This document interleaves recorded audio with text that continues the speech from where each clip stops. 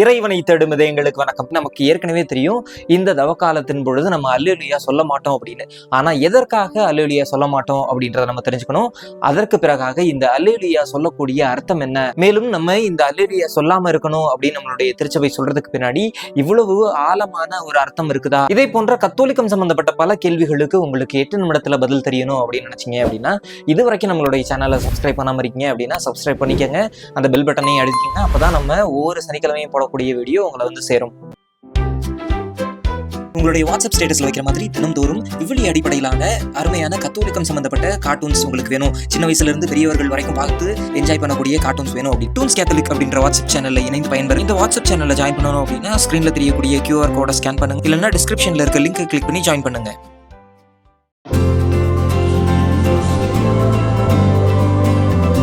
வலன் vlogs இறை ஒளியை தேடி.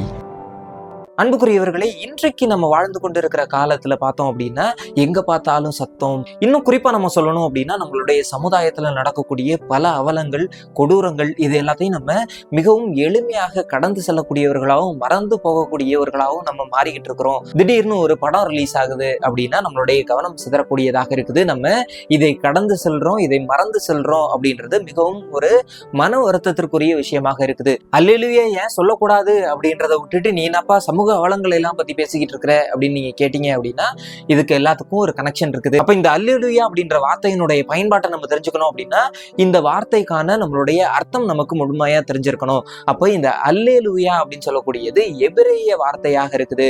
அல்லே அப்படின்னு சொல்லக்கூடியது கடவுளுக்கு புகழ் அப்படின்னு சொல்லக்கூடிய, அதாவது புகழ்ச்சிக்கான ஒரு வார்த்தையா இருக்குது. யா அப்படின்னு சொல்லக்கூடியது கடவுளை, அதாவது யாவே அப்படின்னு சொல்லக்கூடிய கடவுளுடைய வார்த்தையை குறிக்கக்கூடியதாக இருக்குது. அப்போ பிரைஸ் த லார்ட், கடவுளுக்கே புகழ் அப்படின்னு சொல்லக்கூடிய ஒரு வார்த்தையை தான் இந்த அல்லேலூயா அப்படின்ற வார்த்தையை நமக்கு குறிக்கக்கூடியதாக இருக்குது. இது சாதாரணமா ஒரு வார்த்தை கிடையாது, மாறாக நம்மளுடைய விண்ணகத்தின் ஒரு எழுச்சியாக, நம்மளுடைய விண்ணகத்தின் ஆர்ப்பரிப்பாக இருக்குது அப்படின்னு சொல்றாங்க. அப்போ நம்ம ஒவ்வொரு முறையும் இந்த அல்லேலூயா அப்படின்னு சொல்லும் பொழுது நம்ம விண்ணகத்தின் ஆர்ப்பரிப்போட நாமளும் இணைகிறோம் அப்படின்றதுல நமக்கு எந்த ஒரு சந்தேகமும் தேவையில்லை. அதனாலதான் நம்மளுடைய திருப்பாடல்கள்ல நம்ம பார்த்தோம் அப்படின்னா நிறைய இடங்கள்ல இந்த அல்லேலூயா அப்படின்ற வார்த்தையை நம்ம பயன்படுத்தி இருக்கிறத பாக்குறோம். அப்ப இது ஒரு நல்ல வார்த்தை தானே, இது ஒரு மகிழ்ச்சியான வார்த்தை தானே, கடவுளை நம்ம துதிக்கக்கூடிய வார்த்தை தானே.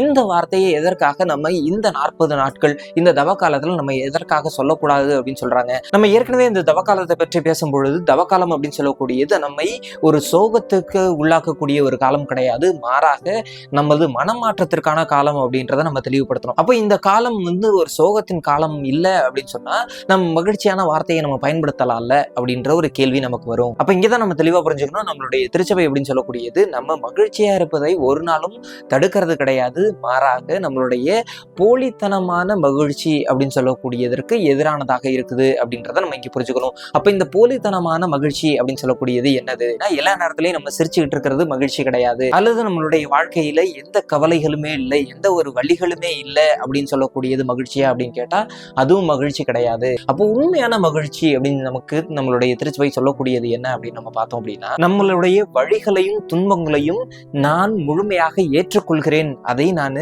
அக்செப்ட் பண்றேன் அப்படின்னு சொல்லக்கூடிய ஒரு நிலை தான் நம்மளுடைய உண்மையான மகிழ்ச்சிக்கு நம்ம இட்டு செல்கிறது அப்படின்றத நம்ம தெரிஞ்சுக்கணும். அப்ப என்னுடைய வாழ்க்கையில வரக்கூடிய இன்னல்களையும் இடர்களையும் நான் தைரியமா ஃபேஸ் பண்ணக்கூடிய ஒரு ரிஸ்க் எடுக்கக்கூடிய ஒரு நபராக நம்ம மாறணும். அப்போ அந்த மாதிரியான ரிஸ்க் நம்ம எடுக்கிறோம்னா அதுதான் நம்மளுடைய உண்மையான ஒரு மகிழ்ச்சியாக இருக்கும் அப்படின்றத நம்மளுடைய திருச்சபையை நமக்கு வெளிப்படுத்துது. அப்போ இந்த இடத்துல நம்மளுடைய இந்த உள்ளார்ந்த அமைதி அப்படின்னு சொல்லக்கூடியது, இந்த உள்ளார்ந்த அமைதியை யார் யாரெல்லாம் நம்ம உண்மையா நம்ம அனுபவிக்கிறோமோ அவர்களுக்கு தான் இந்த உண்மையான ஒரு மகிழ்ச்சி கிடைக்குது அப்படின்றதையும் நமக்கு நினைவூட்டக்கூடியதாக இருக்குது. அடுத்ததாக நம்ம பார்த்தோம் அப்படின்னா நம்மளுடைய வரலாற்றுல இந்த அல்லேலூயாவை பயன்படுத்துறதை நிறுத்துறதுக்காக ஒரு அற்புதமான ஒரு இன்ட்ரெஸ்டிங்கான ஒரு செயல்களை செஞ்சிருக்கிறாங்க. இந்த அல்லேலூயா அப்படின்ற ஒரு வார்த்தையை ஒரு விலங்கினுடைய தோல்ல எழுதி வச்சு அதை ஒரு பவனியாக சுமந்து வந்து ஆலயத்துல அதை மறைத்து வைக்கக்கூடியவர்களாக, சில நேரங்கள்ல அதை எரித்து வைக்கக்கூடியவர்களாகவும் இருந்திருக்கிறாங்க அப்படின்றத பார்க்குறோம்.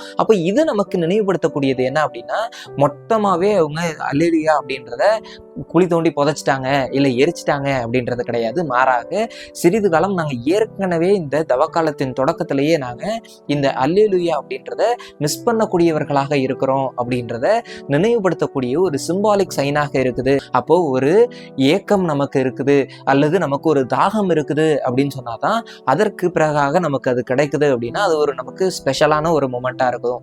அப்போ இந்த 40 நாட்கள் நம்மளுடைய இந்த ஸ்பெஷாலிட்டி 40 நாட்களுக்கு பிறகாக நம்ம இந்த ஈஸ்டரின் பொழுது நம்ம அல்லேலூயா சொல்லும் பொழுது, நம்ம இவ்வளவு நாள் நம்ம சொல்லாம இருந்தோம், இப்போ நம்ம சொல்றோம் அப்படின்னு சொல்லும் பொழுது அது நமக்கு ஒரு மீட்பாக நமக்கு இருக்குது, நமக்கு ஒரு மகிழ்ச்சியின் அடையாளமாக இருக்குது அப்படின்றத நமக்கு வெளிப்படுத்தக்கூடிய ஒரு அடையாளமாக இருக்குது. அப்போ இதே போலதான் நம்மளுடைய வாழ்க்கையிலையும் எல்லாத்தையும் நம்ம கிடைச்சிருச்சு, இல்லை எல்லாத்தையும் நம்ம எல்லா நேரத்திலையும் பண்றோம் அப்படின்னா ஒரு ஸ்பெஷலான மூமெண்ட் இருக்காது அப்படின்றதை நமக்கு வெளிப்படுத்துது. அடுத்ததாக நம்ம பார்த்தோம் அப்படின்னா, வரலாற்று அடிப்படையில இந்த அல்லேலூயா சொல்லாம இருக்கிறதுக்கான இல்லை இந்த 40 நாட்கள் சொல்லக்கூடாது அப்படின்ற ஒரு பழக்கம் எப்பயிலிருந்து தொடங்குச்சு அப்படின்னு நம்ம பார்த்தோம் அப்படின்னா, முதல் முறையாக நம்மளுடைய புனித அகஸ்டின் அப்படின்னு சொல்லக்கூடியவர் என்ன சொல்றாரு அப்படின்னா, இந்த அல்லேலூயா அப்படின்னு சொல்லக்கூடியது முழுமையாக விண்ணகத்திற்குரிய வார்த்தையாக இருக்குது, கடவுளை துதிக்கிறதுக்கான ஒரு சிறப்பான வார்த்தை, ஒரு மகிழ்ச்சியான வார்த்தையாக இருக்குது அப்படின்றத சொல்றாரு. அதனை தொடர்ந்து திருத்தந்தை கிரகரி த கிரேட் அப்படின்றது தான் முதல் முறையாக இந்த 40 நாட்கள் நம்மளுடைய தவக்காலத்துல இந்த அல்லேலூயா அப்படின்ற வார்த்தையை நம்ம பயன்படுத்தாம இருக்கணும் அப்படின்றத நமக்கு சொல்றாங்க. அப்ப இன்னைக்கு இந்த அல்லேலூயா அப்படின்ற வார்த்தையின் வழியாக நம்ம கற்றுக்கொள்ளக்கூடிய ஒரு பாடமாக இருக்கிறது என்ன அப்படின்னா, இன்னைக்கு காலத்துல நம்மளுடைய உலகம் எப்படி இருக்குது, ஒரு ஃபாஸ்டான உலகத்துல இருக்கிறோம், உண்மையான ஒருத்தல் அப்படின்றது காணா போன ஒரு உலகத்துல இருக்கிறோம், உண்மையான காத்திருப்பு அப்படின்றத இழந்தவர்களாக நம்ம இருக்கிறோம். ஏன்னா இந்த உலகத்துல நம்ம எல்லாத்தையும் இன்ஸ்டன்டா வாங்கி பழகிட்டோம். இன்ஸ்டன்ட் காஃபியை தொடங்கி நம்ம ஃபாஸ்ட் ஃபுட் அப்படின்னு சொல்லிட்டு நம்ம எல்லாமே உடனுக்குடனாக மிக விரைவாக நடக்கக்கூடிய விஷயங்களையே நம்பக்கூடியவர்களாகவும் அதை விரும்பக்கூடியவர்களாகவும் நம்ம இருக்கிறோம். அப்போ உண்மையான இந்த காத்திருப்பு அப்படின்னு சொல்லக்கூடியது நம்மள்ட்ட இருந்து போயிடுச்சு. குறிப்பா நம்ம பார்த்தோம் அப்படின்னா, நம்மளுடைய உறவுல ஒரு சின்ன விரிசல் வந்துருச்சு அப்படின்னா, எனக்கு இது தேவையில்லை அப்படின்னு சொல்லிட்டு நம்ம இமீடியட்டாக அடுத்த உறவை நோக்கி செல்லக்கூடியவர்களாக நம்ம இருக்கிறோம். அப்ப இங்கே காத்திருப்பு அப்படின்ற ஒரு அழகான பண்பு நம்மள்ட்ட இருந்து விலகி கொண்டிருக்குது. அதற்கு மீண்டுமாக வாங்க அப்படின்னு சொல்லக்கூடியதாக தான் இந்த அல்லேலூயா நமக்கு சொல்லிக் கொடுக்கக்கூடிய ஒரு பாடமாக இருக்குது.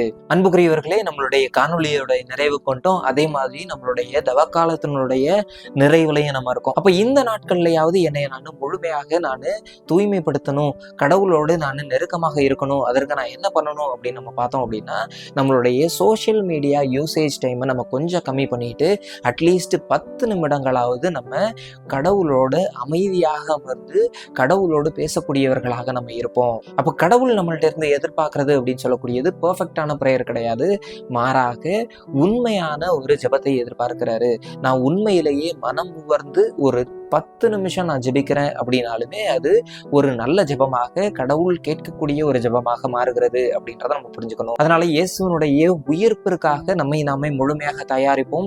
இயேசுப்பட்ட பாடுகளும் இயேசு நமக்காக இறந்ததும் நம்மளுடைய வாழ்வின் மாற்றத்திற்காக, நமது மீட்பிற்காக அப்படின்றத ஒரு நாளும் மறக்க வேணாம். அதனால அதற்காக நம்ம முழுமையாக நம்மளுடைய வாழ்க்கையை தயாரிப்போம். ஒரு பயனுள்ள அர்த்தமுள்ள புனித வாரத்தை நம்ம கொண்டாடுவோம் அப்படின்னு சொல்லிட்டு உங்களை மீண்டும் அடுத்த வாரம் ஒரு நல்ல காணொளியோடு சந்திக்கிறேன். அதுவரை உங்களிடமிருந்து விடைபெறுவது உங்கள் சகோதரர் வளன்.